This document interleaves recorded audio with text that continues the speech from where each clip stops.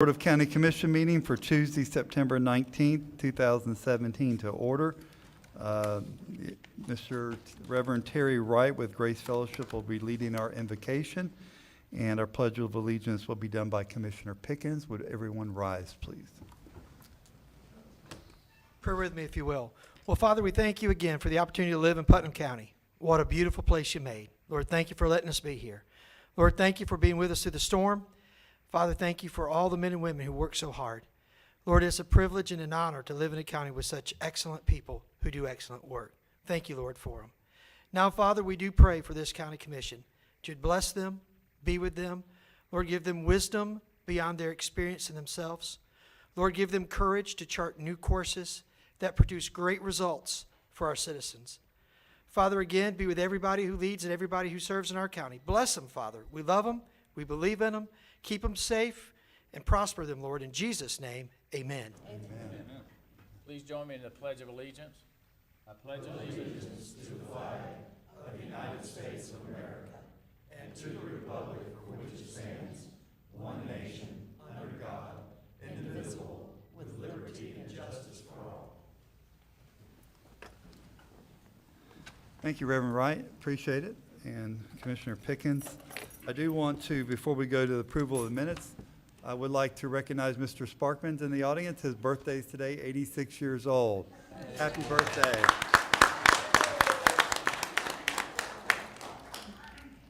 Thank you for being here. Gentlemen, we do have the item 2 on our agenda is approval of the minutes of the August 11th, August 15th, August 15th, and August 22nd and August 28th meetings. The chair will entertain a motion. I'll make a motion for approval. We have a proper motion by Commissioner Goddard. I'll second it. Proper second by Commissioner Pickens. Any further discussion on the matter? Hearing none, all in favor signify by saying aye. Aye. Aye. Opposed, like sign. Okay, another point of privilege, if you don't mind, I'm going to be calling Mr. Fred Doolin with FEMA up for just a few minutes. Mr. Doolin, are you here? There you are. While he's walking up, Mr. Chairman, I'd like to ask a question, if I may, on the minutes. I noticed that the meeting we had 2 weeks ago wasn't on there. Does it take a little lag time in between, or? I'm sure they're compiling those, the special meeting. Yeah. Yeah, it does. Tony goes ahead and gets the minutes prepared and provides a draft, and then I and soon Terry will go through that. No problem. I just wanted to make sure. Yeah, there's a little bit of lag type. She's had a lot of meetings to prepare minutes for, so. Yeah, no, I wasn't going there at all. Thank Commissioner you. Turner, you're going to have to pull that microphone closer so we can get you recorded. Okay, how's that? That's fine. Mr. Dillon, you have the floor, sir. This is just, and I do want to mention that before he comes up, there has been the video playing for the public service announcement on trash pickup for our residents out there that are watching. The guidelines have been playing, and they are on our website about what trash is picked up. Mr. Dillon, for FEMA, you have the floor, sir. Thank you. Sir. Thank you for the opportunity to appear before the board today. My name is Fred Dolan. I'm with FEMA. My role in FEMA is intergovernmental affairs, so I would support you as your liaison. Any questions you might have as board members, commissioners, elected officials in the counties, happy to work with you on those issues and get you the answers you need. Just very, very briefly, I won't take up much of your time. To date, we've had over 680,000 residents file for assistance, and that is the most important thing right now at this point in the disaster recovery process. There's a couple different ways that individuals can register for assistance. One is the 800 number, 800-621-FEMA. There's also a disasterassistance.gov website where individuals can register online. And because it's the 21st century, you can also download a FEMA app and register on that app. Very useful app, weather applications, identifies shelters nearby. So not just for this disaster, but moving forward, it's a great resource and a tool. I've reached out to the elected officials in the county. I just met with Mayor Sanders last night. So I'll go around and take their concerns and do what we can to support the county and the towns and the cities. And I would greatly like to thank you for your hospitality and to the hospitality of the emergency management here in the county, and that EOC facility is wonderful. Happy to answer any questions right now, and I will be standing around for after through the meeting. So individually, if you have any questions, you have my contact information. Please reach out if there's anything I can do. Mr. Dolan, you are looking at opening an office, correct? If you'll expound on that just a few Yep, minutes. so there's what we call Disaster Recovery Center. And the Disaster Recovery Centers is where FEMA sits, the Small Business Administration sits. It's a one-stop shop for individuals to come and get their answers and see what's up with their case. The only DRC, as we call them DRCs, Disaster Recovery Center, that's open in the state right now is in St. Augustine. So while that's relatively close compared to the rest of the state, they are looking to open more DRCs across the state. We just had a disaster survivor assistance team go through the city here yesterday. They go door to door, knocking on residents' doors to make sure they're registered, to ask them if they'd want to register. When FEMA teams come to the doors, they are identified by badges, shirts, hats. They're very clearly marked. So you'll see them out and about in the community. The team works across multiple counties, so as soon as we can find out when they're in the county, we'll let you know, we'll let the city managers, mayors know, we'll work directly with the Office of Emergency Management. They actually came in yesterday, pulled out the maps and said exactly where they needed to go to address some of the concerns of Mayor Hill, and we'll do that moving forward. I will tell you that we're trying to get more surge teams down here, more disaster survivor assistance teams out and about in the community, not just here in the county, but across Florida.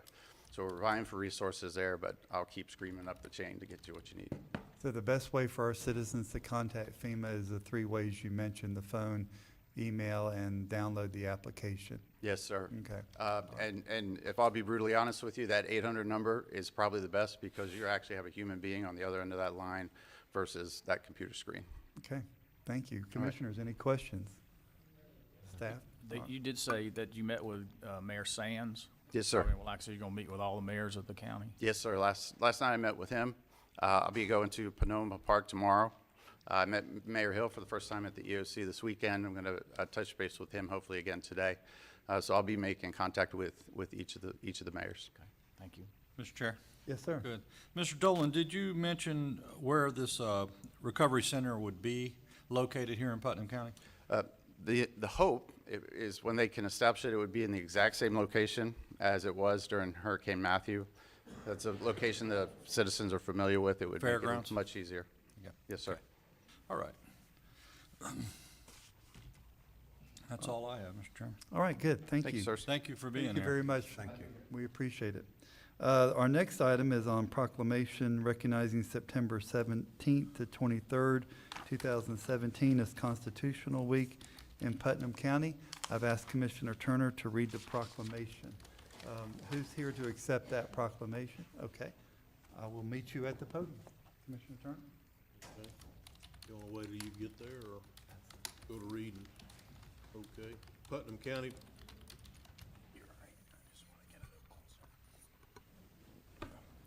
Can you hear me now? Okay. Putnam County Proclamation Number 2017-66, declaring September 17th through the 23rd, 2017 as Constitution Week in Putnam County, Florida. Whereas September 17th marks the 213th anniversary of the drafting of the Constitution of the United States of America by the Constitutional Convention, and whereas it is fitting to accord official recognition to this magnificent document and its memorable anniversary, and to the patriotic celebrations which will commemorate the occasion, and whereas Public Law 915 guarantees the issuing of a proclamation each year by the President of the United States of America, designated September 17th through the 23rd as Constitution Week, now therefore let it be it proclaimed by the Putnam County Board of County Commissioners that the week of September 17th through the 23rd, 2017 is hereby declared Constitution Week in Putnam County. Be it further proclaimed that the Board of Commissioners urges all citizens reaffirm the ideals of the framers of the Constitution had in 1787 by vigilantly protecting the freedoms guaranteed to us through this guardian of our liberties, remembering that rights may never be regained. duly proclaimed this 19th day of September 2017. Want to move that? I so move that we accept. Second? Okay, we have proper motion, proper second. Any further discussion? All in favor signify by saying aye. Aye. Opposed, like sign. The ayes have it. Thank you very much.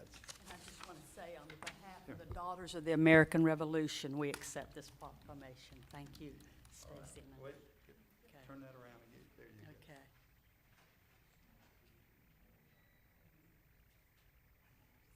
One more. Up here and do it. Let's get everybody together. Oh, absolutely. Tighten up, guys. Tighten up. Stacy, you want to do this? I'll stand back here.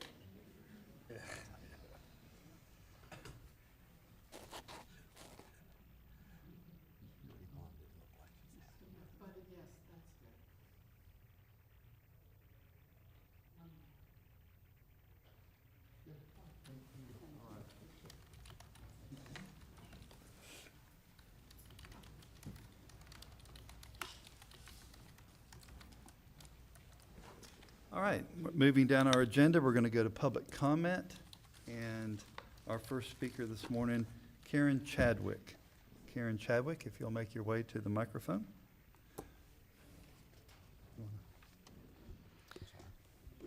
Good morning, 179 West Strickland Road. I just brought some invitations to you all. I wanted to let you know that there's a project that's been going on since 2012, and it's about the Ocklawaha and the springs on the Ocklawaha. And there's an artist, Margaret Tolbert. She's an international artist. She works with the World Springs Project, and what they do is they go around different countries around the world, and they identify springs. They help get the scientists there to do research. They put together cultural programs. And so during the last 2 drawdowns, she went out there, and some other artists did, myself included, and we were able to put together a show, 2 shows. Actually, there's several shows, but the first one was supposed to be last Thursday, but because of the storm, it was rescheduled to this Thursday, and it's at the Lafrano Gallery in Jacksonville. And then the next show, there's a film that's being put together about the Lost Springs. And that's going to be shown on the 24th. And Margaret's going to have a show with her. She does huge, big paintings, and she sells all over the world. So she's pretty amazing. So I just wanted to make sure everybody knew about it. And I have invitations for all of you. The Ocklawaha's getting a lot of attention through this. And so I just want to make sure you know about it. And also, I'm sure many of you know that the Ocklawaha has a big problem with the water lettuce growing all over the place, and the canal was completely blocked, and about 500 acres was sprayed with dicot, including Kenwood. Kenwood was blocked for weeks. It was really nasty, very disgusting, like almost 0 oxygen. We had it tested. So with the storm, a massive amount of water were flushed out, and the lettuce has gone down to the up against the dam now. When the wind changes, it could block the canal again. Kenwood and Orange Springs are blocked again. So the access points, the way the system is managed now, they're not reliable. And if you're going to have tourism, how can you plan things to places that are not reliably accessible? I know at least one tournament was relocated to the public ramp because Kenwood was blocked. So anyway, I wanted to give you these invitations. Take a look. There's going to be a lot more shows around in different areas. I know Putnam County has a lot of problems financially, always trying to come up with more money. Maybe it's time to think of other options. Maybe it's time to restore the river, make those access points reliable, let these springs come back to life. It's not going to stop the fishing. When during the drawdowns, people go out there. There's way more people out there fishing, bank fishing, and taking their boats out at Kenwood and Orange Springs during the drawdown periods. It's like tournament numbers all through the week. And I think it would be a benefit to the county. So my time's up. I want to give you these invitations. Thank you, Ms. Chadwick. We appreciate that. Ms. Chadwick, not to start a dialogue here, but we realize that there's a massive amount of water going out to the reservoir, and that's going to be taking a lot of nitrogen with it. and that's going to cause the reservoir to do exactly what it was meant to do. Ms. Chapman. So we look forward to the health of our water quality in Putnam County. Our next speaker, Mr. Earl Dory, please. If you'll make your way to the podium, please, sir. Good morning, Mr. Dory. My name is Earl Dorn. I'm a resident of East Palatka. About a year ago at this time, actually on September 28th, I went into Flagler Hospital for quadruple bypass surgery. And about 4 days later, I was discharged, and my son and I went down to the Villages for rehab. And about 2 days later, Matthew hit. And rehab was discontinued, so we decided to come home and see what the damage was. And pleasantly surprised, there was no structural damage, a lot of debris and leaves and twigs and storm debris. So we, on the TV, they said, pile it up neatly, keep it off the road, and we'll be around to pick it up. And so my son and I did that, and all the other neighbors did the same thing. And FEMA came around with their assessing vehicles, and they said, yep, you're looking good, we'll pick it up, no problem. And about 6 weeks later, still no results. And then it got to be 2 months, and FEMA came back around to find out exactly how things were going. And the man from FEMA was a little surprised that they hadn't picked it up yet. And I said, well, he says, they will pick it up. He says, we gave extra money to the county to contract to have this picked up. And he gave me, I've still got the card and his phone number, personal cell phone. And we waited, and then on the TV, they came out and said that Monday was the last day for storm debris pickup. And I called my district commissioner at the time, who I had a good rapport with, was Tommy Stillwell. And Tommy said, well, I'll check up on it and see. And he got back to me and he said, they're not gonna pick it up. And I said, what's the problem? And he said, well, the contractor that the county contracted with won't come on private roads. And I said, wait a minute. I says, the post office, UPS, FedEx, DHL, Waste Pro, Xfinity, they all come on our road and provide their services. What's this contractor? And I says, the largest part of my tax bill pays for debris pickup from Waste Pro every other week. I says, why don't they pick it up? And he says, no, they won't pick it up because the county's already contracted with another individual, I guess a little pissing contest or whatever. So now we're in the same boat. There's piles of piles. We have no dock debris, no construction debris. It's just leaves, twigs, pine cones, and everything else, palm fronds. Are we going to get our pickup? Mr. Dory, what you've been talking about is really not correct. And let me explain, and Okay. Mr. Gass is here, and also Waste Pro's here. We, the county, contract to go out and pick that debris up. And FEMA gives us a reimbursement. They don't give us extra money, and it's based on how fast we can pick it up. The problem is private roads, if we go on private roads, it voids the whole system. So we have to take the trash, and you'll see our public service announcement that we've done online. It was playing here a few minutes earlier today that says take that debris to a public road. But I'm going to turn it over. Mr. Gass, would you come up so we can go ahead and clear the air right now? It's not about Waste Pro. We have a private contractor that's contracted by the Board of County Commissioners to do the work that needs to be done. Mr. Gass, would you please, Mr. Dory, would you let him have the microphone, please? Hello.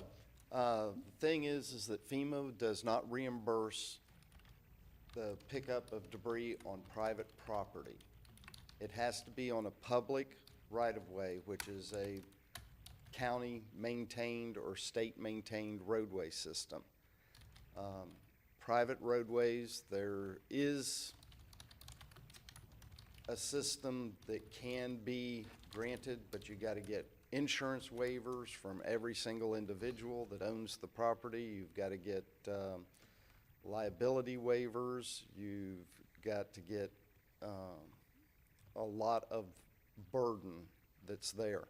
particularly if you have part-time residents, you'll never, you know, if you've got somebody who lives out of state the majority of the time, most of the time you can't get that clearance. The best thing to do is take it to the closest public right-of-way, place it there. Then the contractors will come through, pick it up, and remove that debris. Mr. Chairman, Yes, sir, Mr. is Turner. the road right outside of Buena Vista, is that the county road, the one going back, that goes by it, that you turn right to go into their place? Mr. Dorr, do you know, is that a public? DNC Lane, I don't know. I wonder if maybe we could find out, at least they wouldn't have to haul it very far. If we can't pick it up in there, maybe they could just bring it out to the closest public right-of-way and put it down there. Wait, hang on, because we gotta get this on mic. I see Mr. Cuneo is writing this down now with Public Works. He will get with you. Mr. Torrey, if you could get with the gentleman over there in the green shirt, press if you'll raise your hand, or James Cuneo right there, we can get this problem solved for you. But the best thing to do is to take it to the public right-of-way and to separate the piles. That's the best thing that anybody can do, not even taking it to the landfill. Let the contractor do the work that they're hired to do. And that's what we hired them to do. So, thank you very much, sir, and we appreciate your comment. Chairman Harvey, I do have, to be clarified for me, if it meets the criteria of the every other week trash debris pickup, you could put it on the private road and it'll get picked up, won't it? If it meets a certain size and length, so that will get picked up. But if it's the larger stuff is what you've got to get to the right of way, correct? Correct. Okay. Thank you. Thank you, Commissioner Pickens. Ms. Faye Sparkman.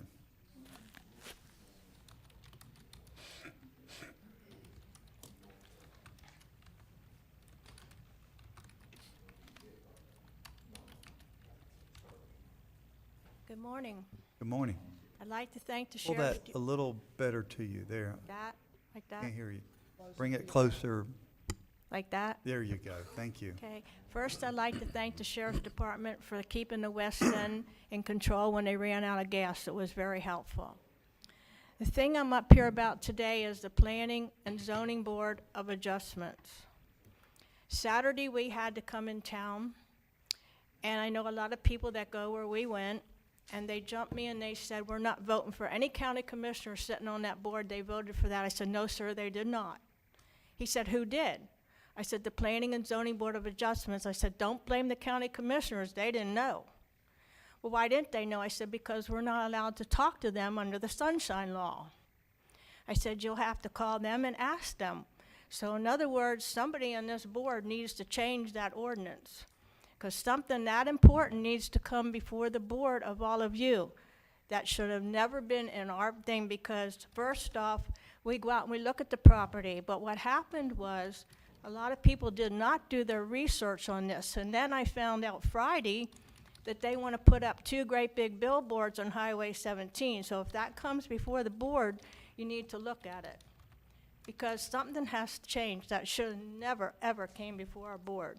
So I found out in the meantime, I can't talk to any one of you about it, but I can talk to the sheriff's department about it. That I'm allowed to do. So that's in your bucket, what you want to do, but something has to change. That should stop. The people are writing letters to the editor wherever I go. I've had phone calls, because the newspaper printed it word for word, exactly what happened at that meeting. And so, yes, some of us have gotten phone calls. I can't explain it. I was never told why. Maybe one of you can answer that. Thank you, Ms. Sparkman. We appreciate it. Mr. Chairman, can I clarify for the record, please? Mr. Manning? Matters that come before the Zoning Board of Adjustment are both statutorily and constitutionally, Florida constitutionally, required to go before that board. And that board, appeals from it do go to the circuit court. They do not, those decisions do not come before the Board of County Commissioners.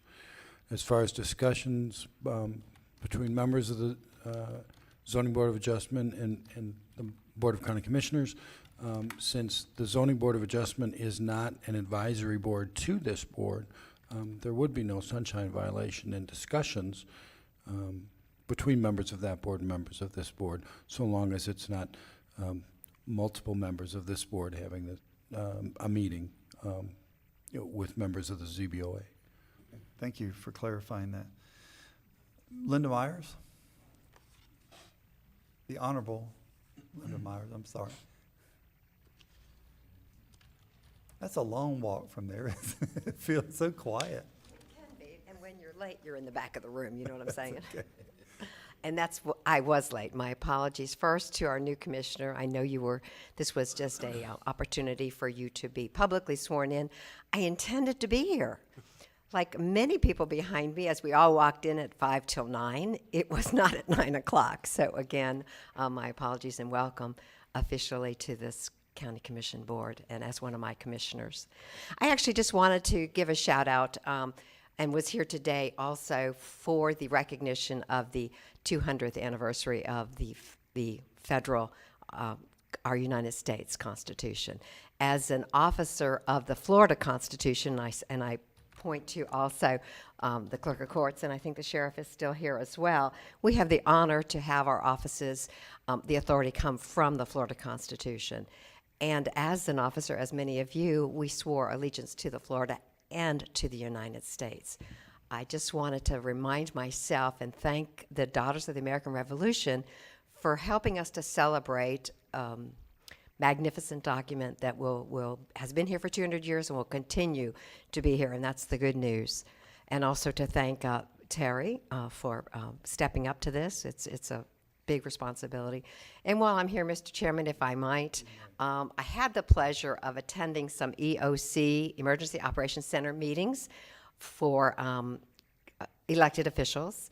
So I had an opportunity to be in there and watch, along with many of you, and observe the tremendous staff that we have, and I'm sure you're going to say something about that. I'm going to be leaving, but I did want to say what an amazing team we have in Putnam County, and kudos to all of them, not just them, but everybody on the streets. And my power company, well, it's FP&L, but it was Kansas City Power and Light was on our road. So thanks to everybody.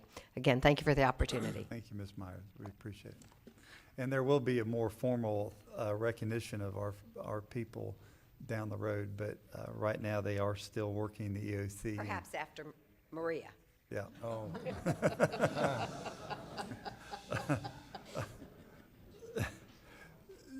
Chief Romay, would you like to come up since that segue happened and just kind of give us a quick update before we go to our next speaker? And Director Simpson, please come up also. These two gentlemen, for those of you who are watching or in the audience, I don't know how much sleep you've had in the last 2 weeks, but it hasn't been very much. And they have had their finger on the pulse of Putnam County.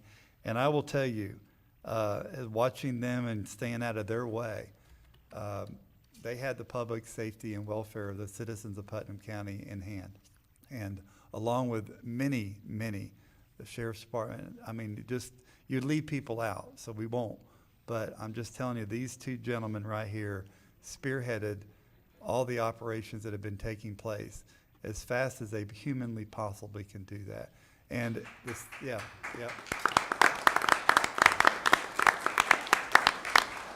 And I want to say this, the first filter that they go through is the citizens of Putnam County. How can we help them? Don't ever misspeak that their first filter, how do we help the citizens of Putnam County? Gentlemen, you have the floor, sir. Well, thank you very much. And first and foremost, I also want to just echo the thank you to all the emergency support functions and staff and administration, all the municipalities, because together, all of us are the emergency management team and contribute to the program of emergency management. And so only through everybody working together at the EOC are we successful. And I do believe that our response to Hurricane Irma was successful. We did respond by providing sheltering. We just closed the last of the 7 shelters last night. We've provided thousands of MREs, thousands of bottles of water. We've done mobile feeding in all areas throughout the county. Hurricane Irma definitely impacted our county. I'm certain that no one can argue with that. We had destroyed homes. We had over 100 homes that were sustained major damage. And we are very glad that FEMA is on the ground, providing assistance to residents, registering them for individual assistance. We've been doing this for 14 days now, and recovery is just beginning. Response essentially is over, and so now it's recovery mode, and so our office is focused on ensuring that residents get the assistance that they need. Good, thank you. But yes, by all means, we are, while we are in recovery mode, we are also in preparedness mode because, you know, that if you have weekend plans, you may want to reconsider those because, of course, Maria is headed our way this weekend and into next week. So don't let your guard down, continue to be prepared. And, but above all else, we want to just say thank you to all the emergency support functions and the help that we've gotten the last 14 days. Thank you. And to that note, everybody who was in the EOC, stand up. Everybody.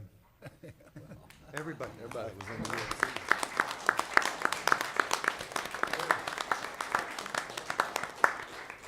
Ryan and I get the pleasure of living there on a day-to-day basis. These folks fill the seats and make it a home.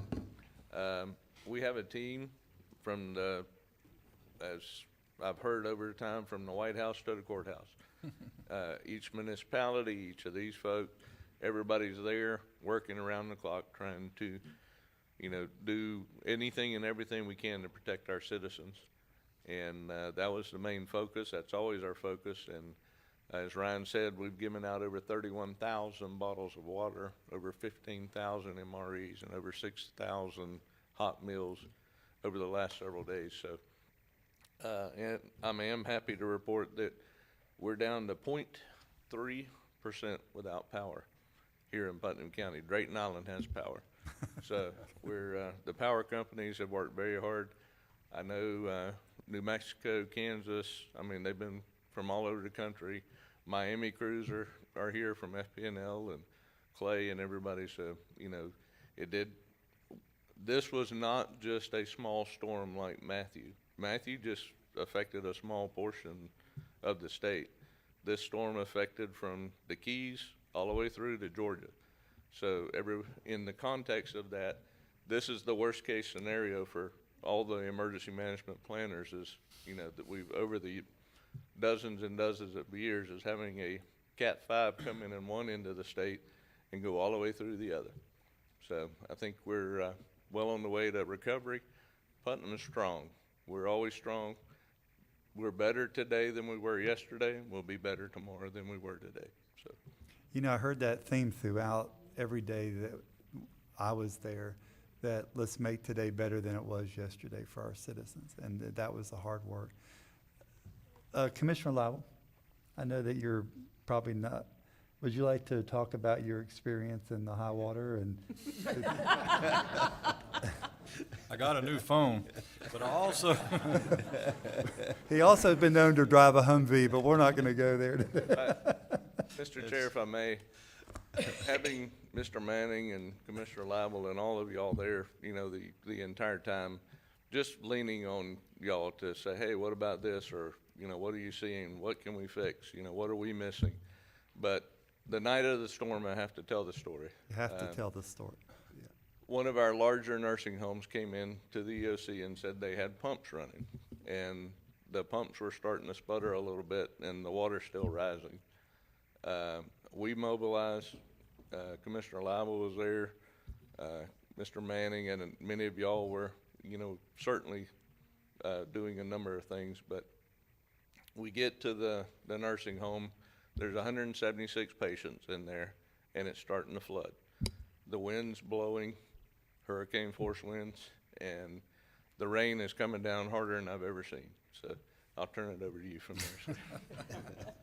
well, it was almost a scene like Gone with the Wind. When we got there, the seriousness of the approaching water, there were patients that had to be moved from one side of the nursing home to the other side, basically to gain 4 inches of real estate. And we had Public Works there studying the blueprints of the building. And Mike, are you here? There's the hero right there. Mike, he ruined the blueprints, got them wet as they could be, but he figured out how to wherever we needed to go with those people. And then volunteers, I don't know where they come from, but there must have been 75 people that moved well over 130, 40 patients in their gurneys with all their attachments to that other side of the building in the hallways. And it was incredible. And then the water was right at the thresholds of all the doors.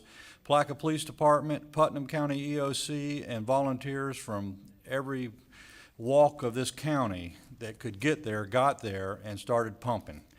And they pumped with the fire trucks, and then the U.S. Forest Service. We were keeping it at the thresholds of the door.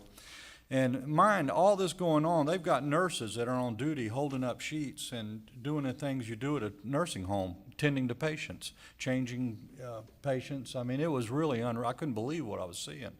So in the middle of all this, it looked like we were going to lose the battle. It really did. I thought we were never going to make it. We had hours to go, and St. John's Avenue looked like a river.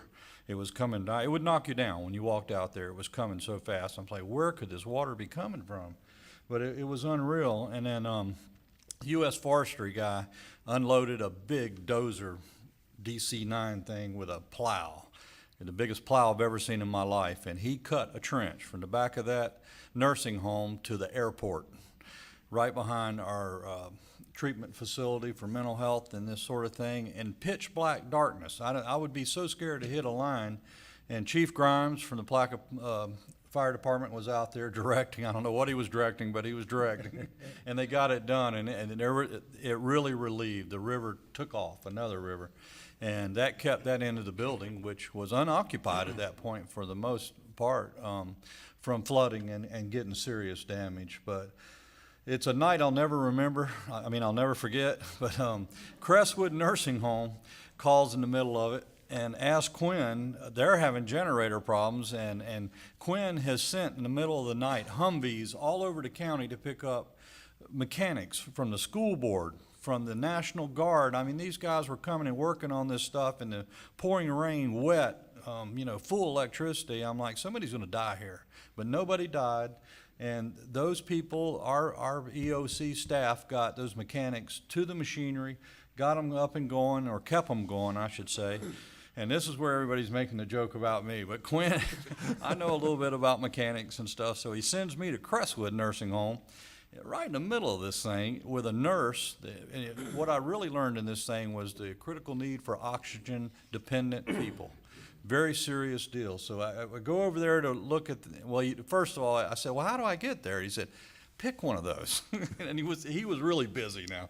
He really was. So I picked the meanest looking Hummer I could find out there. Had water up to the doors, and I got in it with a nurse and took her over to Crestwood.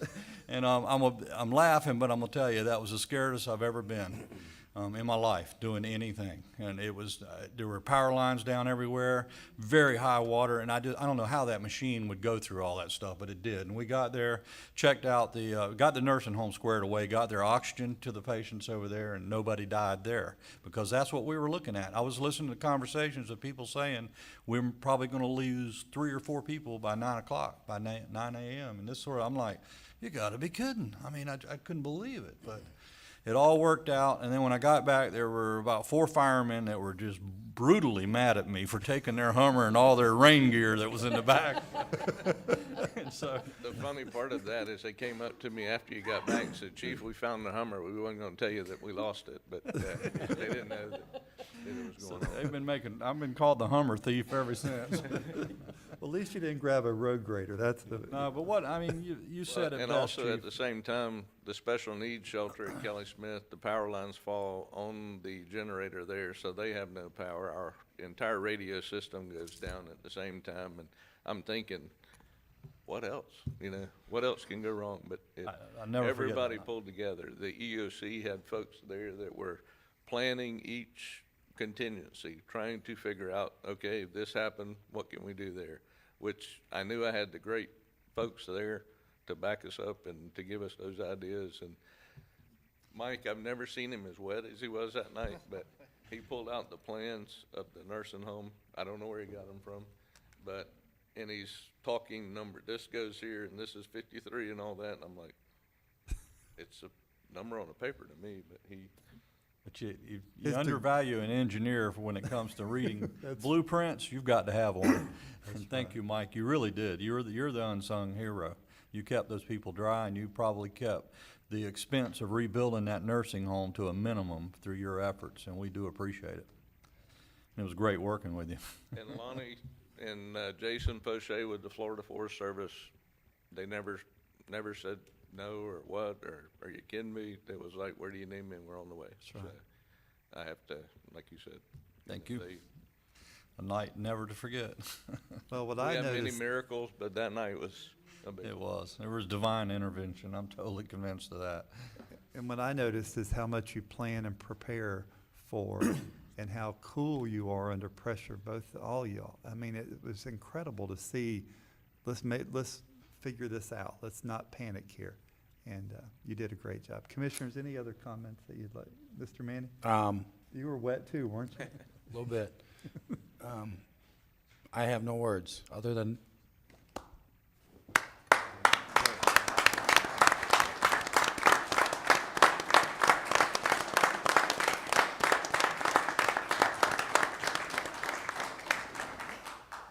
Mike is a man of many words. I heard several of them that night. Thank you. We were very fortunate, and, you know, God was on our side that night. Truly was. One more thing I want to add, the CEO of the nursing home asked me in the middle of this chaos, like, who are these people? I said, that's the county engineer, that's the county attorney, there's the city manager, and I just started, she goes, you gotta be kidding. I said, no, I'm not kidding. We were really out in force, you know? It was, she couldn't believe it, but. Thank you. We appreciate it. And we'll do this in the future better, okay? Linda Kreider, you're next on the agenda, I'm sorry. Just felt like the right time to put that in there, so. It's a hard act to follow. Yes, ma'am, I know. You're passing out invitations also? Thank you. Good. Got it. Well, that really is a pretty amazing story. This is Linda Kreider, 116 Kirkland Street, Palatka, Florida. And my appreciation to everyone that did so much. I was very, very fortunate to be unscathed. You know, maybe a lot of stuff to clean up, but no trees down on my new Bartram Inn, which is what I'm inviting you all today with those invitations to the grand opening of the Bartram Inn. It's at 116 Kirkland Street. It's our second bed and breakfast for the area. The Grand Gables is already open, running, unfortunately struck by lightning, but they're recovering. And together, I think we're going to hopefully invite lots of people to our county and our city, and to enjoy the mighty St. John's, which is the other invitation. The grand opening is Thursday night afternoon from 4 to 6, and it's going to be the opening ceremony basically for the Bartram Frolic Weekend, which is going to take place along the riverfront with many, many things happening that are lots of things for children, and there's reenactors going to be there, Seminole Indians, and William Bartram in his gala will be there, and there's music. Yay, good music on the amphitheater.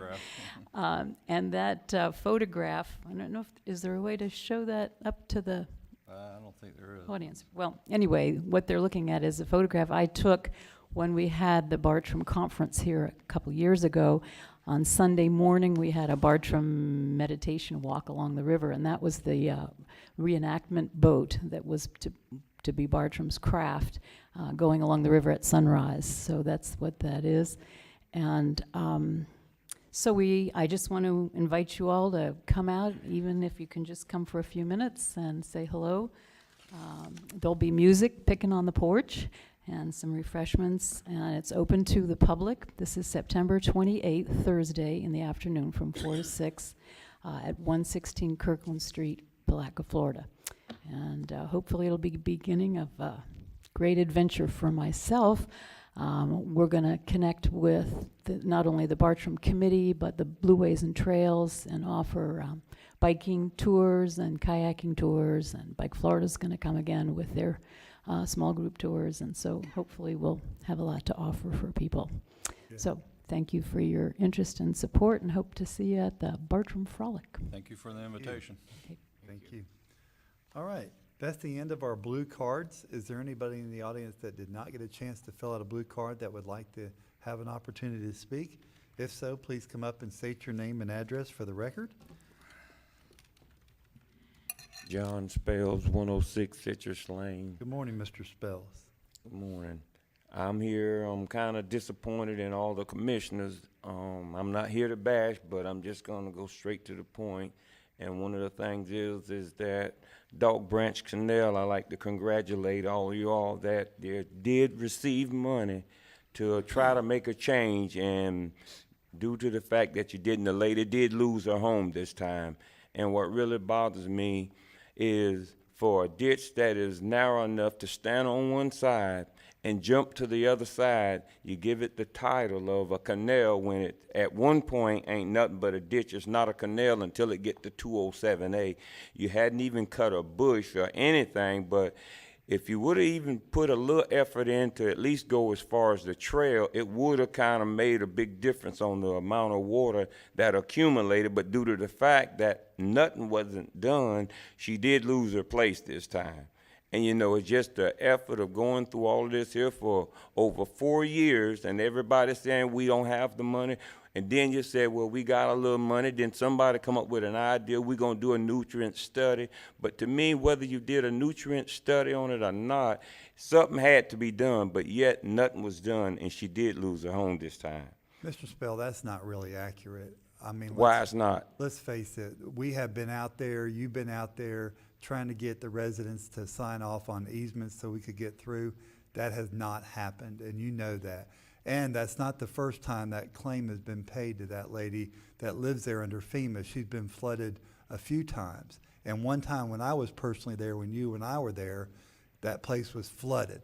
So it's not accurate what you just said. It's accurate, Mr. It's accurate there's a canal there, but it's not accurate because we can't get in there to clean it out because the landowners will not give us permission to do that.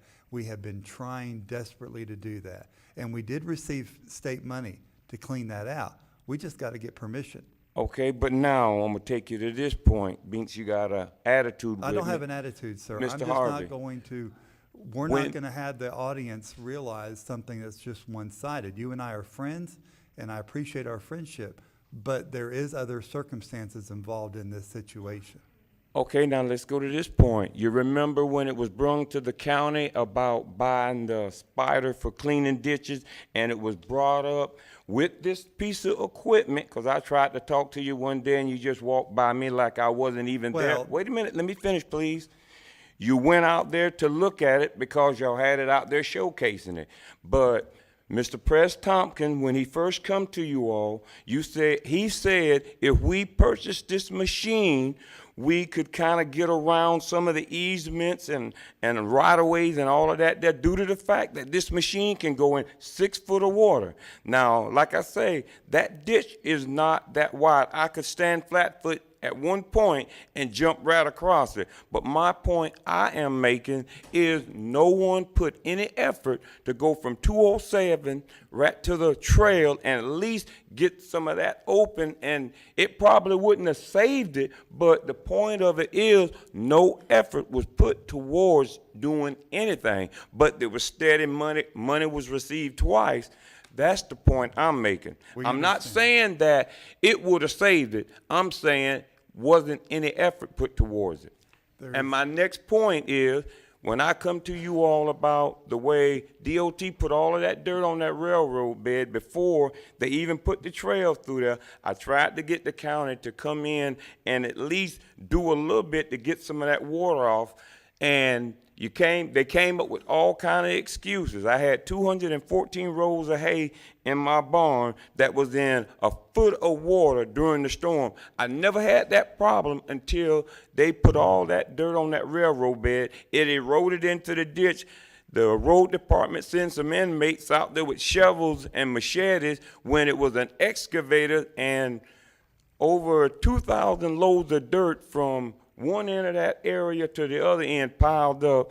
But I did lose a little bit of hay. But what I'm saying is, We come to y'all with problems, and you take an engineer, whatever they tell y'all, it's just like y'all would take a donkey for a racehorse. When I come to you about on Putnam Boulevard with the bags of concrete along the road, Mr. Tompkins said the road was too wet, but then they put asphalt there. Okay, yeah, y'all come back and got your 7 bags of concrete and put 10 shovels of asphalt there, but he still left a big pothole there. When those trucks go in and out, it's gonna break the shoulder of the road.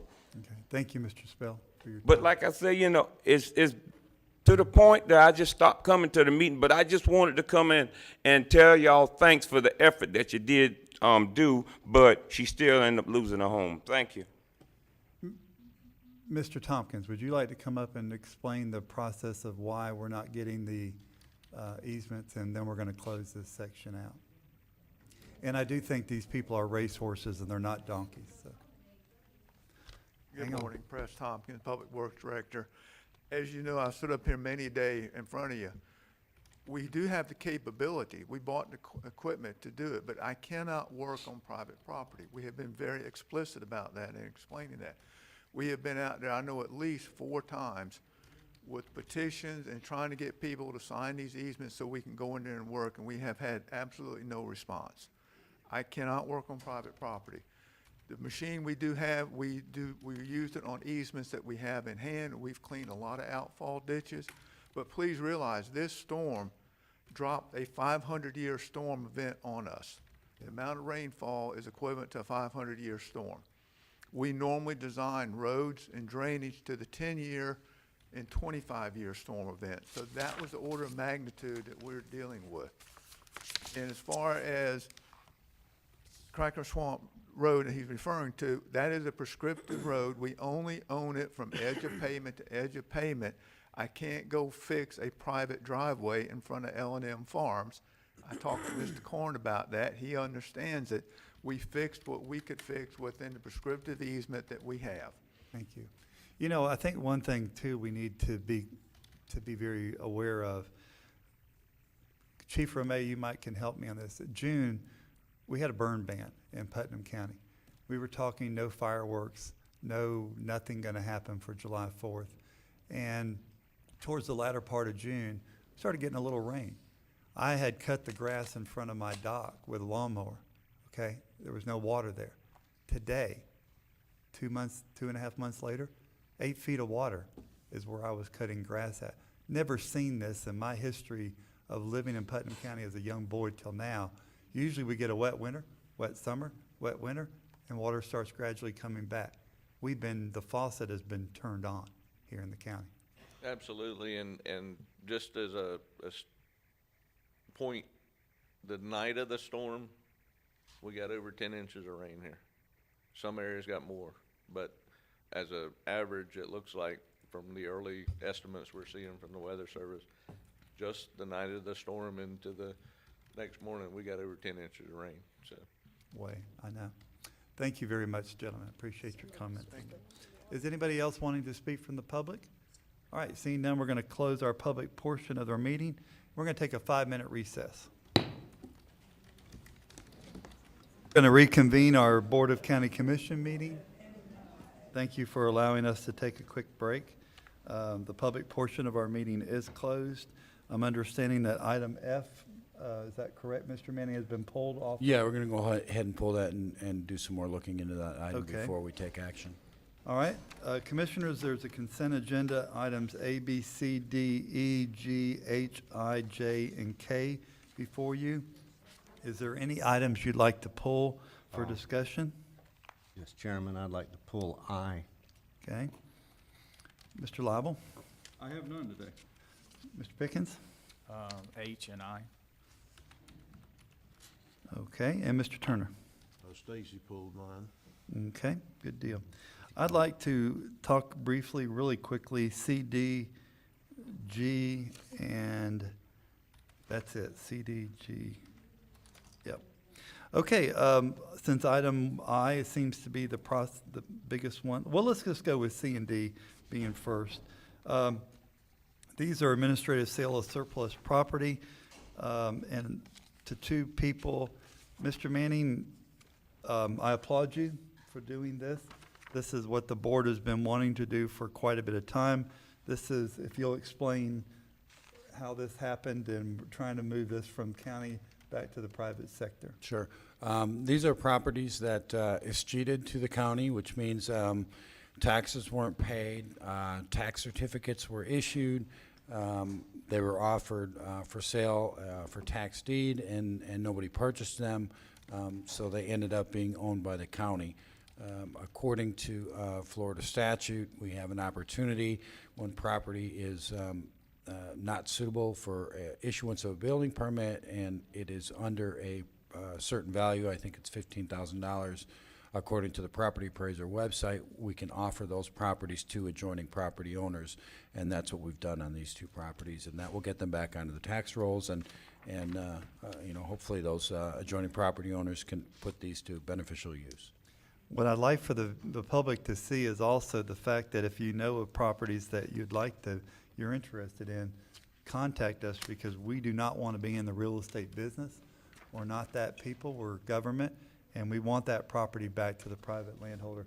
Mr. Manning, I applaud you for getting, this is a few times I've seen this on our agenda, and I really appreciate that. You're welcome. From the bottom of my heart. I'll take item G real quick. This is Public Works 2017 MSBU rate resolution. Just for our citizens to know, Commissioner Palisier, when he was here, had a public hearing out in the West End, as I did too, on MSBU. We have found out now that we need to go do a little bit more work to establish some different rates. So the meetings we had, Mr. Manning, pretty much were, I don't want to say useless, but. Well, I mean, it's certainly not useless. It was valuable information, you know, to find out what kind of level of service and the folks, you know, want. And that way we know next year when we're going back and looking at these MSBUs and starting the process anew to establish not only a current rate but maximum rates. And that's really what was keeping us back from raising those right now, is because when the MSBUs were originally established, there was no maximum set, so we're not able to adjust those according to today's costs. So the county really has been kind of subsidizing some of the level of service on those, you know, until we can get through that process. Well, thank you. I just didn't want the public to go, why do we have meetings? And but this is why, and we're going to clean that up and move forward. Commissioner Goddard, you wanted item I, you and Commissioner Pickens did? Yes, I'd just like to know, you know, how we got to this point. I don't know who answers this. This is the page 119 of your packet, the finance resolution approving write-off of uncollected ambulance account? Correct. Okay. Mr. Clerk? Mr. Smith. Thank you, Mr. Chairman. This is an annual exercise we go through when we write down the uncollected ambulance amounts owed to the county. If you look back to history, in 2015 we had $1,077,000 write down. In 2016 it jumped up to 1.471 million, and then back down again this year to 1.068 million write-downs. This is part of the normal part of the business. We know that we're not going to collect all those. I think it's interesting because I asked Ms. Frank to do this for us, and she went back. In 2012, we had almost $3 million that were in write-downs, and we went back and worked with the EMS folks in their billing to find ways to improve the timeliness of the billing, because we know that to get this number down as low as it is now, that is a result of quick bills going out, and that the quicker you are to the event, the more likely you are to collect that those dollars either from whatever source they're paid from, because they're paid from a lot of different sources. And so that is well within the range of what the norm is for uncollected ambulance debts. And so I want to congratulate and thank the EMS folks for getting back on the task of getting those bills out quickly, because that does make a difference. And you can see this from 2016 to 2017, almost $400,000 improvement in that collection rate. But this is a normal annual process we go through to write those down and to clear them off the books. We don't quit trying to collect them, just in the bookkeeping perspective of it, we have to write it down. Right, yeah, that, I just wanted it to be brought out here because it has decreased, and this is a recurring yearly debt that we go through, but that we have been making strides in improving collections. Yes, sir. I just wanted it to be brought out that this isn't new, this is yearly, and it is improving. Yes, sir. Thanks. Commissioner Pickens? Yeah, Tim, I'm sure that you continue to work to try to collect. Are there anything that you might try next year, the upcoming year, to try to improve that? Is there anything that is possible, or is this just cost of doing business? Well, I do think that some of that is a cost of doing business. I know that, you know, when we had this discussion during the budget workshops and, you know, talk about finding ways to collect quicker to the event is really about all you can do. We do use the services of a collection service to help assist in going after those longer-term debts. But the reality is that EMS and the county is not going to turn people down based on their ability to pay. And that's just part of the service and, you know, it's part of the way it works. But we'll continue to look for areas that we can make improvements on. Okay, thank you. Mr. Chairman, if I might, one other thing that is worth mentioning is that, you know, a number of these accounts do often end up in a probate estate, and we do, when we can, we make, you know, a claim in that probate estate as an additional attempt to collect on what is owed. Oftentimes, there's really not, you know, the money to go around, given all the different, you know, exemptions and whatnot. But we do continue to do that. Right, Mr. Chair, Yes, sir. I've been floating an idea for about 10 years now. I know your idea. I want to put a credit card machine on the back door of the ambulance. It sounds like I might have some support here today. Well, I know Ms. Papel just got excited over that. I wish, but we have to write it off. It's accounting rules. We can't carry uncollectible debt. Right. It takes a D square. You can do it in any Yeah, right, location yeah. there is. I'm serious about y'all laugh at me. I would love it. All right. As long as the patient is aware, is that correct, or? No, I'm just. I just want to get paid. I got you. Okay, Commissioner Pickens, you had item H. Yeah, I just have a couple of questions, maybe for press on this.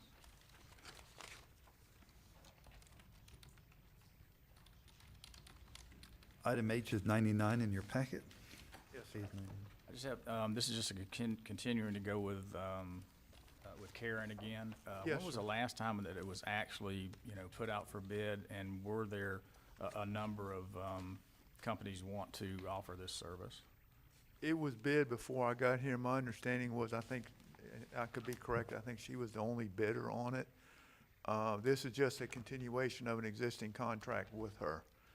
We have to renew it annually with her and at the same rates that apply to it, but I haven't heard of any other interest from anybody wanting to even bid on it. Okay, I do get some comments from some of the people on Drayton Island about, you know, the times that the ferry is available.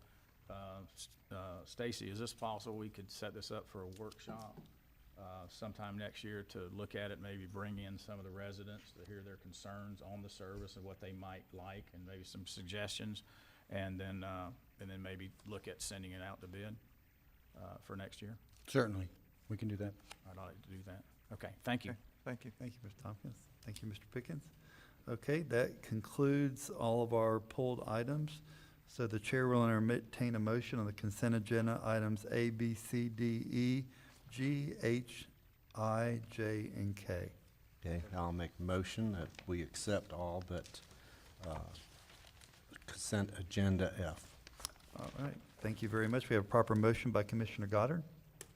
I'll second it. A proper second by Commissioner Pickens. Any further discussion on the matter? Seeing none, all in favor signify by saying aye. Aye. Opposed, like sign. The ayes have it. We are now going to recess our Board of County Commission meeting and go into our 9:20 Port Authority meeting. And Commissioners, as you well know, you are the Port Authority. So we will go right into that meeting. I will call the Port Authority meeting to order. First item of business is to approve the minutes from the previous meeting, July 26, 2016. And there was only 2 of us here on that meeting that were here at that time. So the chair will entertain a motion. Move approval, Mr. Chair. Thank you. And since I was here, I will do the second on that. Is there any further discussion on the motion and the second? Hearing none, all in favor signify by saying aye. Aye. Pose like sign. Okay, the item at hand is on page 144. Mr. Manning, do you want to take this? I can, a little bit. I think Mr. Okay. Smith and Ms. Frank can address it further, but basically it was PDM Bridge that failed to satisfy the length of term of their lease. They went ahead and sold all the assets of the company. The company ceased to exist. They moved out of the building, although it was early, according to the lease terms, and I'll let them go into that a little further. Thank you, Mr. Chairman. Mr. Smith?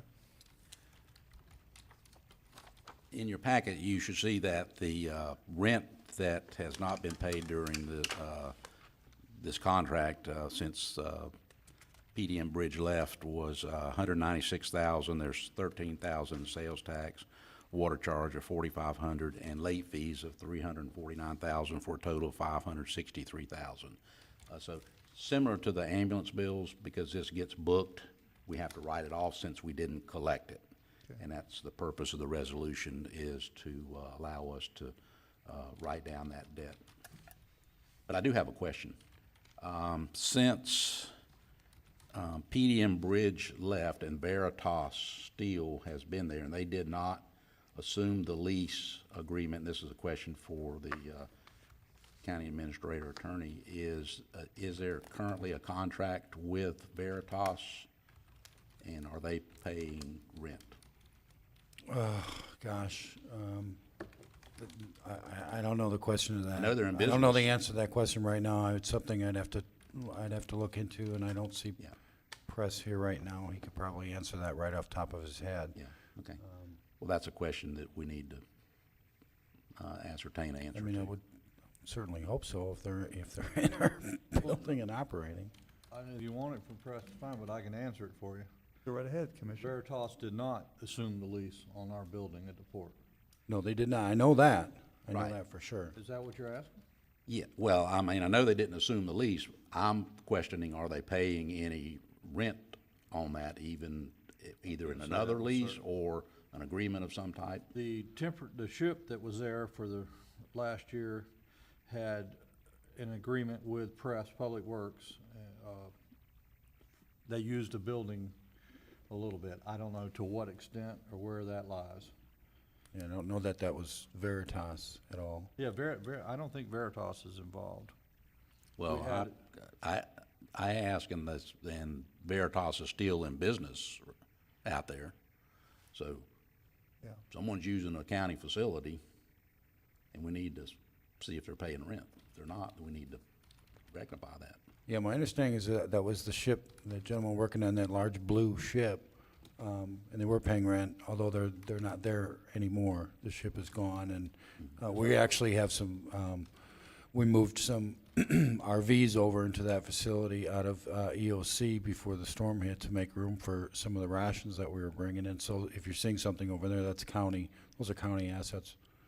Thank you. The last negotiations we had with Veritas Steel was the negotiation over the crane. They wanted Right. to abandon it. Yeah. And we asked them to donate it to the county so we would maintain a large crane for off shipment of our industrial complex.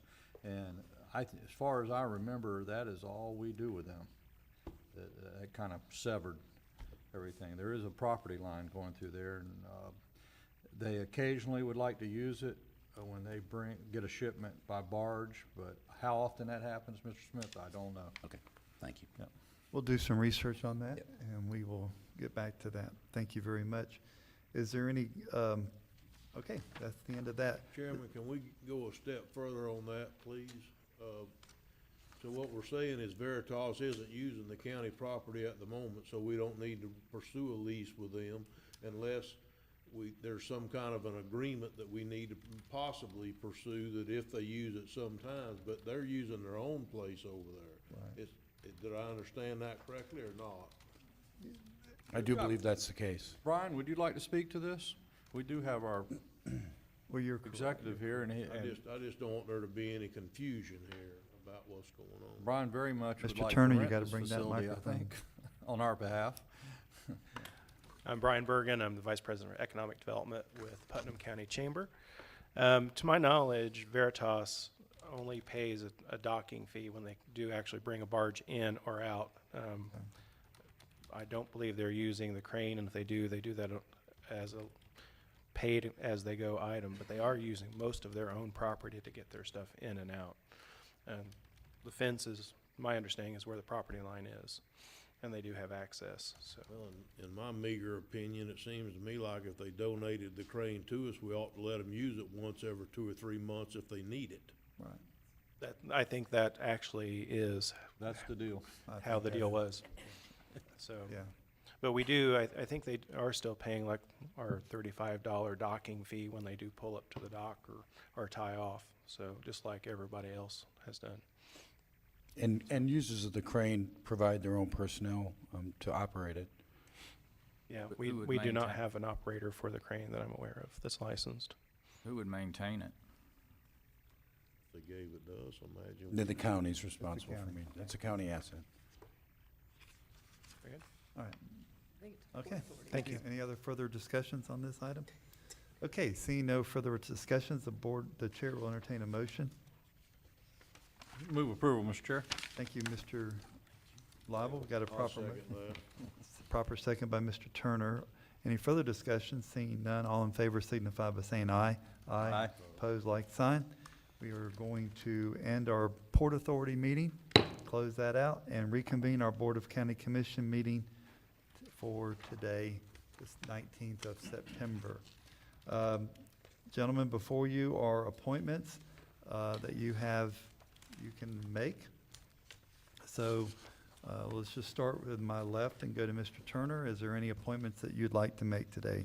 Yes, sir, I would like to appoint a person to the Waterways and Trails for District 3, Mr. Ken Mahaffey. You just made Commissioner Lible very happy. That wasn't my intention, but I always, that's what I do. And I'm working on the two for the Fair Board. I'm gonna need a little more time on them for District 3. Okay. Okay, Commissioner Pickens, any appointments you'd like to make? I have somebody interested in serving on the Animal Services Advisory Committee, and I understand, Tabitha, you could get me the information on what the requirements are, how many times they meet. I just have questions on that. Will you be able to get that for me? Okay, thank you. Okay. Commissioner Lible? Have none today, thank you. Commissioner Goddard? None. And I have one. I would like, if it's appropriate, and that can be my district appointment, or it can be, but on the fishing fund, the new fishing fund advisory committee we set up, I'd like at-large to be John Browning, if that would be appropriate. Okay. So right now, the two appointments are John Browning as the at-large fishing fund advisory committee and Ken Mahaffey for Waterways and Trails. The chair will entertain a motion. I move for approval. Have proper motion by Commissioner Goddard, I'll second it. proper second by Commissioner Pickens. Any further discussion on the matter? Hearing none, all in favor signify by saying aye. Aye. Opposed, like sign. The ayes have it. County Administrator, Interim County Administrator, Mr. Stacy Manning, comments, please. I've got one item that I would like action on by the board. At the July 25th, 2017 meeting, this board approved selling a property back to a property owner whose property is ceded to the county. If you remember that, her name was Suzanne Woodard. It was contingent upon her payment being made within 60 days. Considering the hurricane and everything else going on, she would like an extension on that until October 15th. So I would be looking for a motion to approve extending that condition to October 15th. Okay. Commissioners? I move for approval. We have a proper motion by Commissioner Goddard. Second. A proper second by Commissioner Lible. Any further discussion on the matter? Hearing none, all in favor signify by saying aye. Aye. Pose like sign. The ayes have it. Thank you, and, you know, there's a lot I could say about what's gone on in the past week, but I'll hold that off for another time, because there's just so many people, and I really want them all here so I can thank them personally. Thank you. Thank you, sir. Okay, county attorney hat now.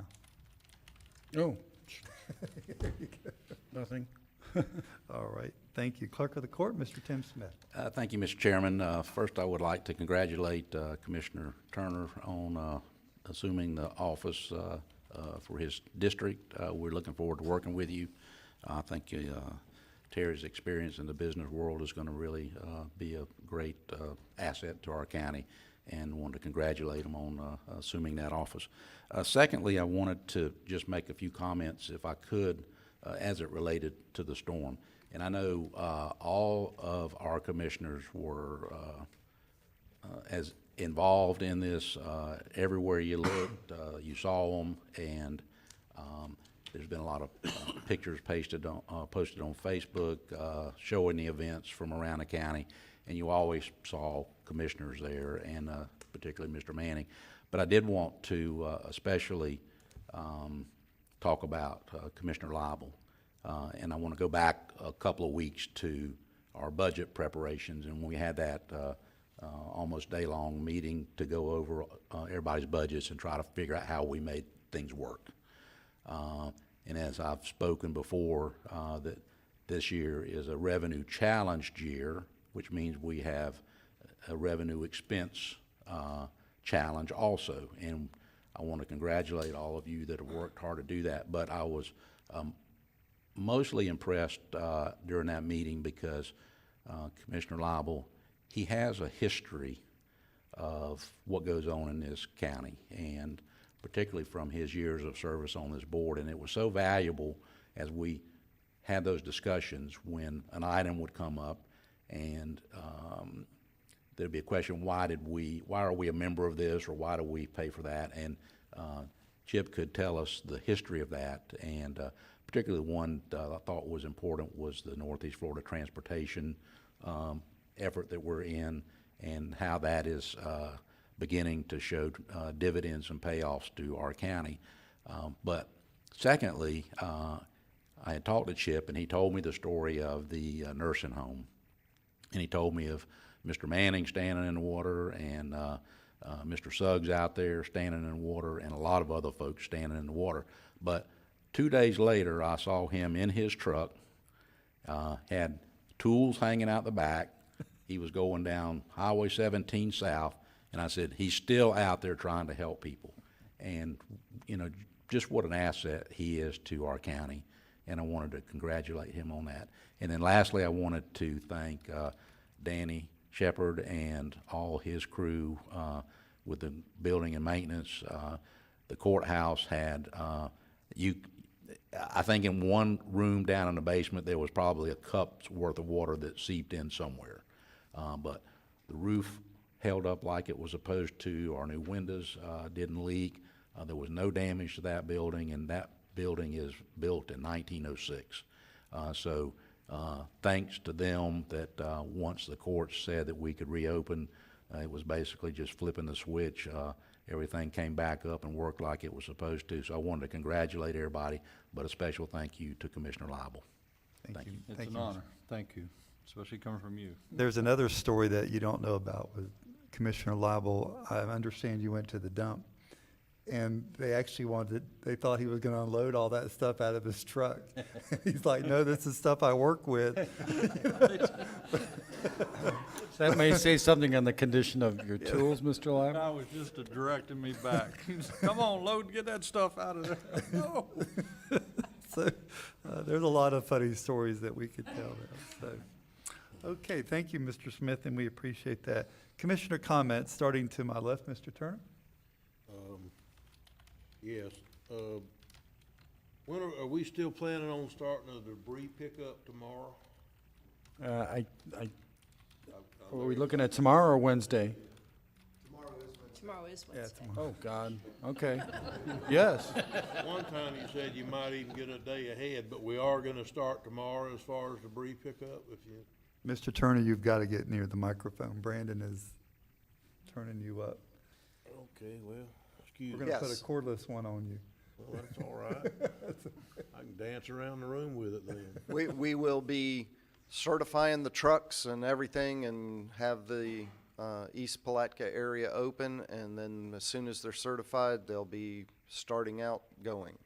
Okay, are we gonna bring in enough different crews to where we can tell people in certain areas that about such and such a week or in this 2-week period or whatever, they're gonna be in a certain spot where someone that wants to go ahead and make the little extra effort to get their last trash by the road, they can at that point, or? On every Monday, they're going to be providing a 7-day and a 14-day schedule. I hate to say that, schedules are meant to be broken in this, because when you go by and you look and you say this is going to take 2 days to pick up, and by the time you get there 7 days later, it takes you 5 days to pick it up. But they are going to be providing a schedule as to where they're going to be working. When they first are started, they're going to be kind of clustered in one area until they get a good view as to where they're going to scatter out to and get the schedule going. So the first few days, they will be clustered in the San Mateo area, close to the fairgrounds, East Palatka. That's where they'll be working to begin with. Then after that, they'll have time to view most of the debris and make their plans for where they're going to go, and then get their schedules in for you. I understand the scheduling part, so they will update it as best they can every week or two. Every Monday, they're supposed to provide us a schedule for the next 7 days and for 14 days. Okay, thank you. Larry, before you, Yes, I'm sorry. can I ask a question, Larry? Cast. I had somebody ask me about, we're charging the tipping fee, and it was on construction debris. You explain, what it would impact the county if we do waive this impact fee, or the tipping fee? We had a little over $500,000 in lost revenue last year by waived tipping fees. That is on top of the expenses for the hurricane debris removal that we were hit with. We will be opening a center at the fairgrounds for citizens to bring debris. That will not be a charge to the citizens, but it will be a pass-through to FEMA. They'll be able to drop it off. The FEMA contractor will handle it, process it. We'll pay them for it, but it won't be taking up landfill airspace. And that's the situation we don't want to be in this year, is to lose that airspace and revenue that can be generated from the airspace for the storm debris with nothing coming in. Basically, we end up paying double. We pay to collect it, and we pay to dispose of it. Mr. Gass, are you prepared to provide public notice at this point that that is ready to be operational, and when it will be operational, and the details of what folks can bring there? I will provide the details as soon as it is operational. I got field approval from DEP yesterday to do a incinerator. Everybody said all the rules are waived, but you still got to jump through the hoops. So you got to get what's called field approval to do it, and I got that from Brian Darden with DEP out of Jacksonville yesterday. So we'll be getting the equipment up soon as it's up. I think we want to test it a little bit before we open up for the citizens to just start pouring in, because we don't want to have all the citizens bringing everything in and then have a failure and have to shut it down. So we'll make sure it's up, running, everything's right, and we'll make a mass notice that this is where everybody brings their debris if they want to bring it. And again, this will be for citizens that don't want to leave the vegetative storm debris on the curb. This will be a location that they can bring that debris at no charge to them with no tipping fee. Okay, but that doesn't include any construction debris? Or can you set the construction debris on the side of the right-of-way and it gets picked up Construction also? debris can go on the side of the right-of-way. It will be picked up. It will be one of the last items to be picked up, because we can't mix the two debris together. So construction demolition debris is generally very scattered. One house may have it, and it's 6 miles before the next house has any construction demolition debris. Unlike the yard waste or the storm debris from vegetative matter, where you can look and almost everybody has something.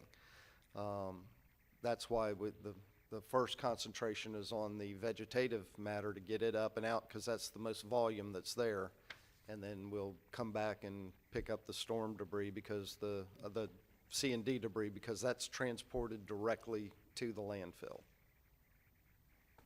But still, the best thing to be done is the citizens to put their individual piles out on the public right-of-way.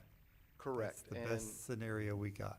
And that's the best thing. Let them do their job. Let the FEMA contractors do their job and pick it up and get it to where it's supposed to go. And you're going to show some love to Commissioner Turner by starting in his district, so. I'm not complaining. I know you're not. Well, it was a bad hit. It was. It was a bad hit area. It was. Thank you so much. Any further questions? Yes, I do. Not for him, I'm No, sorry, you're fine. Larry. Not for Just you. have another comment under my, Please do. at some point in the next year or in the next few months, if we can work it in, I would like to request a workshop on the bidding procedures from the different departments, whether it be purchasing, public works, the facilities, and just try to review the procedures of that if we could. We have been working, Mr. Manning's been working probably very little at this time, but him and Melissa Dillon, about getting a new purchasing ordinance. But they'll be bringing something like that to us, but we can surely put that on our workshop agenda. Yeah, or you can certainly have you sit down with Ms. Dillon directly, because as the purchasing director, she is in charge of overseeing purchases of all the departments, and she can kind of go over some of the specifics of how those purchases are made and what our current ordinance requires as far as that go. But yes, we are also looking at I can do either updating. one. I mean, if it would keep us out of a workshop, I can try and go and sit with them. I've worked with the county for a lot of years, and I think I can bring a different perspective than what they've seen for quite some time to that process, or at least let them have my process, and then they can decide what they want to do and bring to the board. Well, Mr. Turner, I think everybody. it's twofold. I think you should sit down with them, and then when they get everything ironed out, they're gonna bring it back to the board at a workshop anyway. So, Right. thank you very much. Any further Welcome your items? input. That's it. Any further items? That's it. Okay, Mr. Pickens? I'd just like to say I was, and I'll save most of my comments for the appropriate time when more of the department heads are here, but I was just through this last week. I was so impressed with staff, EOC, Sheriff's Department, the city, everybody working together to make sure our citizens are safe. And the process, it was all new to me. So I just want to congratulate everybody and thank them so much. I think everybody did a great job. And I know everybody's tired. They're probably glad to get a little sleep and power's back on. And the power crews, they did a great job also. A lot of the power that was restored in South Putnam was from the Kansas City group, and they did a great job throughout the county. On a personal note, I do want to congratulate Terry Turner and welcome him to the commission. I've known Terry some 35 years, and I agree with Tim Smith that I believe that his business background will just be a tremendous asset to our board. Homegrown product, lived here all his life. Been involved with the chamber and many boards, probably construction boards, roofing boards. So I just think that experience is going to be a positive for the commission as we move forward, and also to bring in Terry Suggs Monday, I believe. So I believe we're ready to move forward and get some work done. On a personal note, today is my 30th anniversary, and I just want to wish my wife a happy anniversary. Now, if she put up with me for 30 years, I'm not sure. And Terry, I don't want you to make any comments during the commission meeting. But anyway, there will not be dinner for us tonight because you know that she's a volleyball coach and she has a game in Pearson, so it'll be a little bit later on. And also, a few weeks ago, I announced at the end of the meeting that at the start of the meeting at 9 o'clock, our youngest son, Bobby, was sitting to take the Florida bar. And that was a 2-day process, and anyway, when he got done, he really didn't feel that he did very well. But it takes about 6 weeks, I guess, to get the results, and at 9 o'clock yesterday morning, he got the results, and I am a proud father to tell you that he passed the Florida bar. And I know that everybody aboard and a lot of our friends are just so proud as I am, but I just want to say, Bobby, we love you and so proud of you. That's all I got. Thank you, Mr. Pickens. Mr. Lible. Oh, okay. One thing I've learned over all those years, I've seen a lot of management to throw a ball back in your court, Mr. Tim, but we've never had a clerk that took care of our courthouse like you have. So it's no wonder. I mean, it is in fabulous shape, and the need to build a new one doesn't seem to exist because of your effort. And we thank you for that.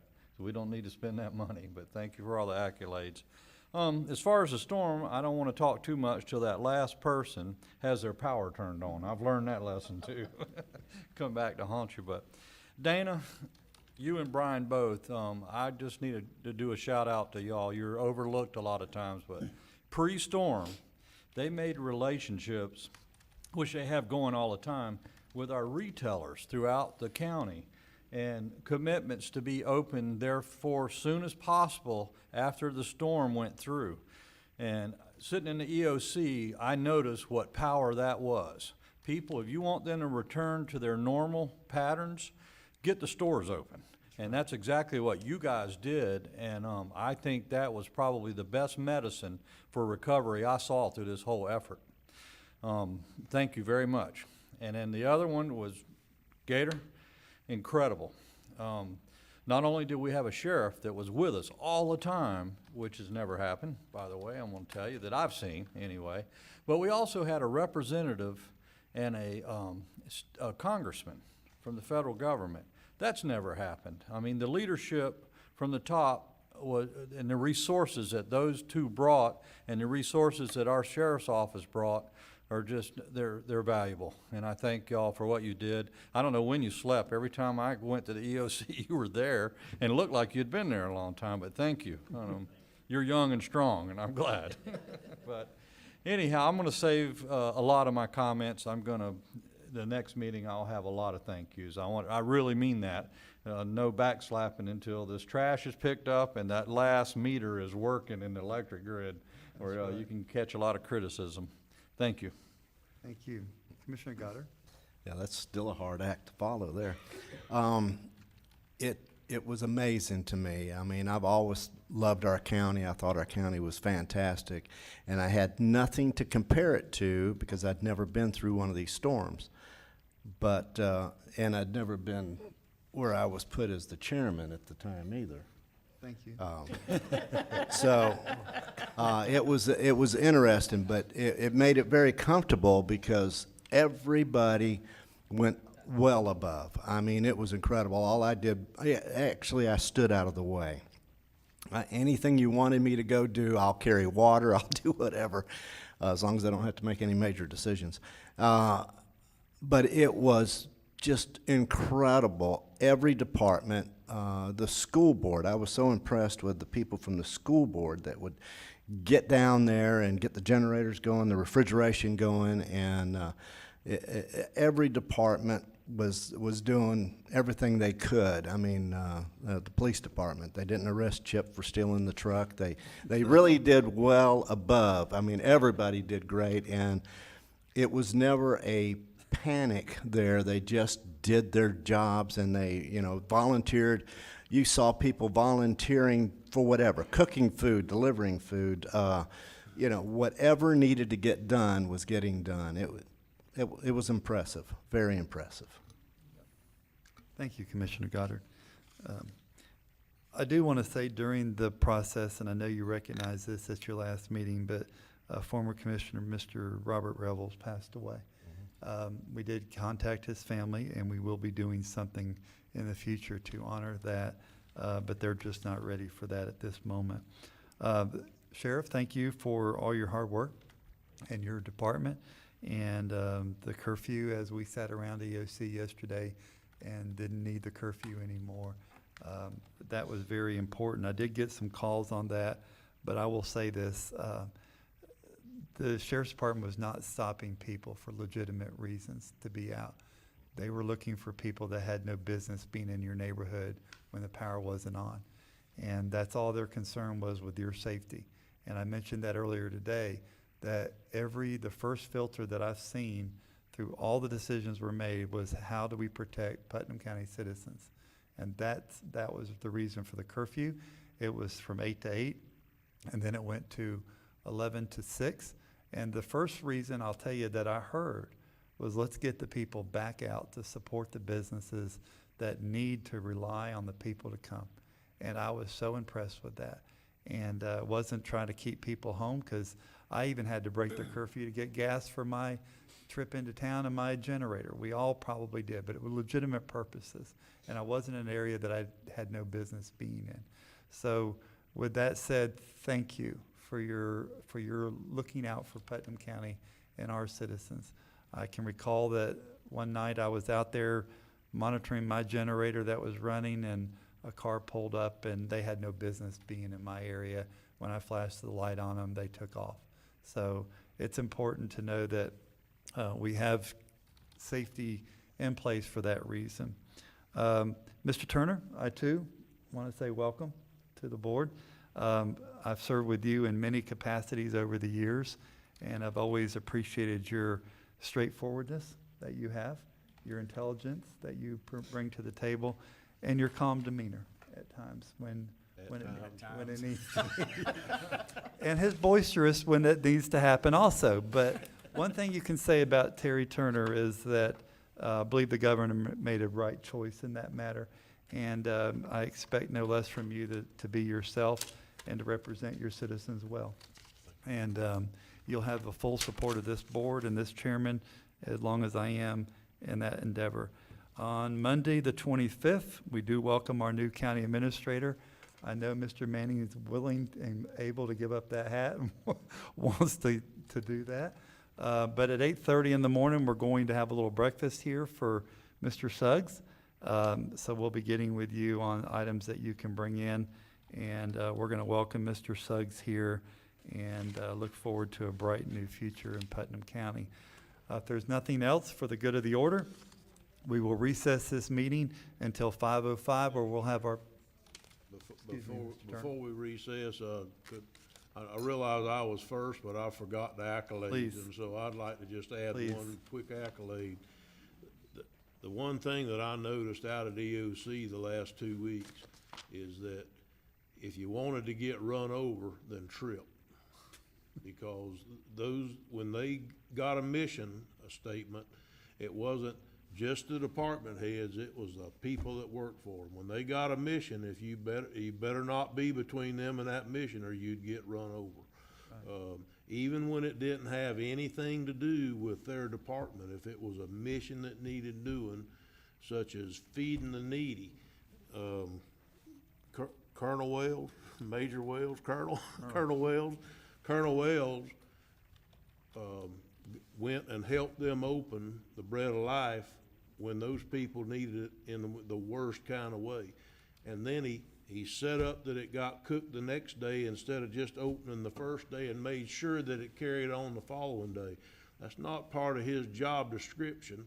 That's part of him being a good guy. So, you know, I think he needs accolades for that too, and all the others. Sorry I missed it first time around. You're fine.